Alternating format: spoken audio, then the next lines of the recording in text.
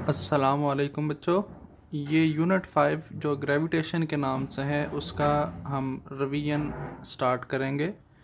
Revision में long question answers जो मैंने यहाँ पे लिखे हैं ये आपने करने हैं। पहला लॉन्ग क्वेश्चन है law of gravitation and its association with Newton's third law. याद रखिएगा लॉन्ग क्वेश्चंस में मैंने आपको पहले भी बताया है कि हेडिंग्स लाजमी शामिल करनी है। आपने हेडिंग्स के आपको एक्स्ट्रा मार्क्स या बेनिफिट लाजमी मिलता है जब भी पेपर चेक हो रहे होते हैं। तो पहला क्वेश्चन ये है। दूसरा क्वेश्चन है mass of earth and its link with variation of small g यानी ग्रेविटेशनल एक्सेलरेशन विद आल्टीट्यूड।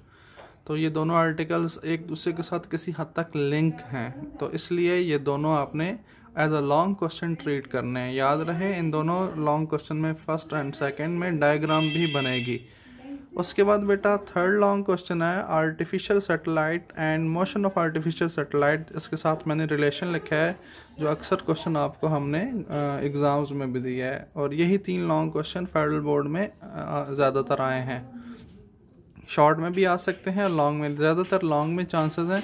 तो ये आपके पास लॉन्ग क्वेश्चंस ऑलमोस्ट इन्हीं में से कोई ना कोई आ जाएगा। उसके बाद बेटा शॉर्ट क्वेश्चन आंसर्स में मैंने यहाँ पे define weight, gravitational field, non contact force. ये क्वेश्चन ऐसे भी आ सकता है कि explain how gravitational force is non contact force. Gravitational field strength की डेफिनेशन आ सकती है। Celestial objects, geostationary satellites या जियो स्टेशनरी ऑर्बिट्स, या इसकी जगह कम्युनिकेशनल सैटेलाइट्स का क्वेश्चन भी आ सकता है।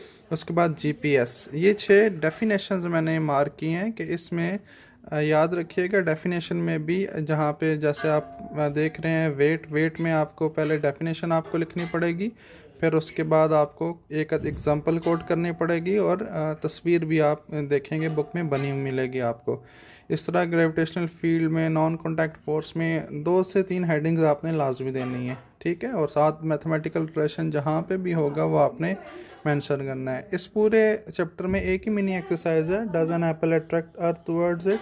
दूसरा with what force an apple of 1 newton attract the earth. और तीसरा when an object is lifted up to mountain tops is it weights increases, decreases और रिमेन कांस्टेंट। इन सब में आपने रिलेशंस के साथ इस चीज़ को प्रूव करना है। उसके बाद जो पेज 115 है आपकी बुक का, उसमें शॉर्ट क्वेश्चन आंसर्स मौजूद हैं 5.2 टू 5.17। न्यूमेरिकल्स और एमसीक्यूज सारे आपने करने हैं बेटा। इन पॉसिबली इन्हीं क्वेश्चंस में से आपका पेपर चैप्टर 5 में से आ सकता है। अगर कोई कॉन्सेप्चुअल क्वेश्चन आते हैं तो कॉन्सेप्चुअल क्वेश्चंस में मैं आपको दूसरा सेशन में इसके बता दूंगा कि अगर कोई कॉन्सेप्चुअल क्वेश्चन पहले बोर्ड में आए हुए हैं तो किस तरह हैं, लेकिन ज़्यादातर इन्हीं में से क्वेश्चंस आपको आ जाएंगे। तो आपने ये सारे जो आर्टिकल्स हैं ये सारे करने हैं जिस स्टाइल से मैंने बताया उस स्टाइल से। अगर इनमें से आपको कोई मसला होता है तो आप मुझे मैसेज कीजिए, मैं आपको समझा दूंगा या वीडियो लेक्चर का लिंक भेज दूंगा। Thank you.